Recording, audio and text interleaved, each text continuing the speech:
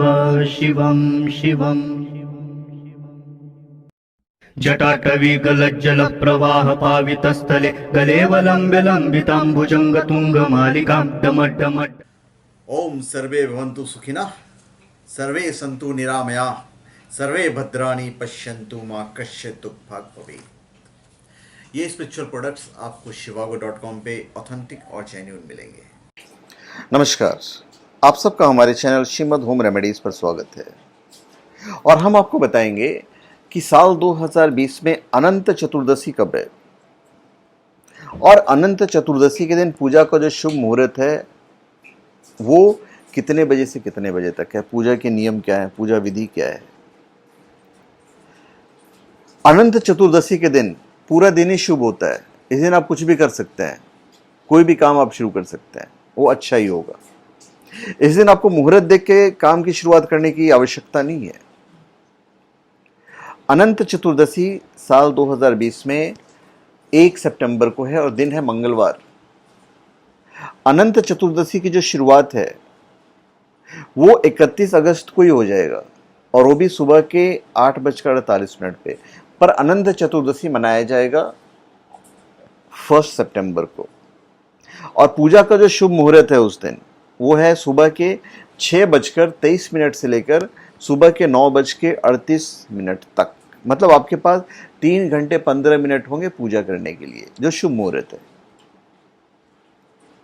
और यह व्रत जो है, जो शास्त्रोक्त नियम है वो मैं आपको बता देता हूं। यह व्रत भाद्रपद मास में शुक्ल पक्ष की चतुर्दशी तिथि को किया जाता है और इसके लिए चतुर्दशी तिथि सूर्य उदय के पश्चात 2 मुहूर्त में व्याप्त होनी चाहिए।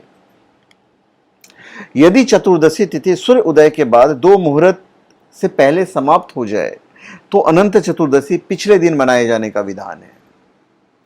इस व्रत की पूजा और मुख्य कर्म काल दिन के प्रथम भाग में करना शुभ माना जाता है।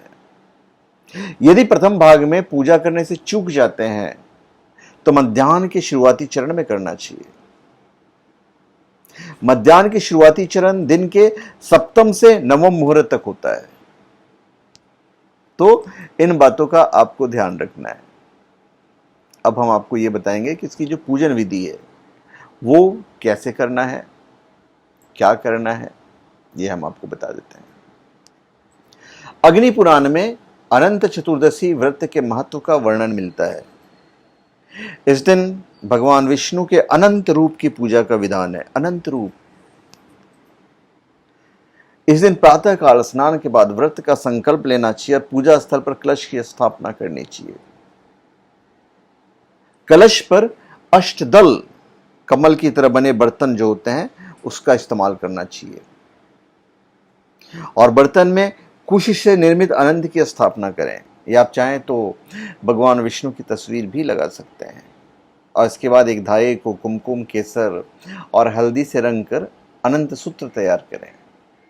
इसमें 14 गांठें लगी होनी चाहिए और इसे भगवान विष्णु की तस्वीर के सामने रखें। अब भगवान विष्णु और अनंत सूत्र के षोडशोपचार विधि से पूजा शुरू करें।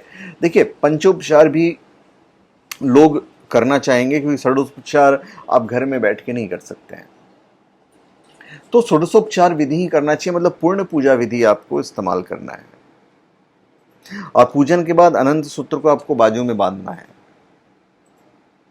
और जिस मंत्र का जाप करना है वो मंत्र हम आपको बता देते हैं। अनंत संसार महासमुद्रे मग्नम सभ्योदृढ़ वासुदेव अनंत रूपे विनियोजस्व प्रांतः सूत्राय नमो नमस्ते। ये आपका मंत्र है।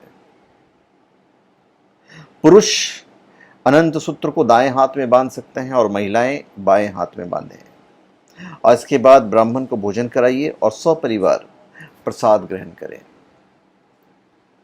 इसका जो महत्व है वो अनंत है।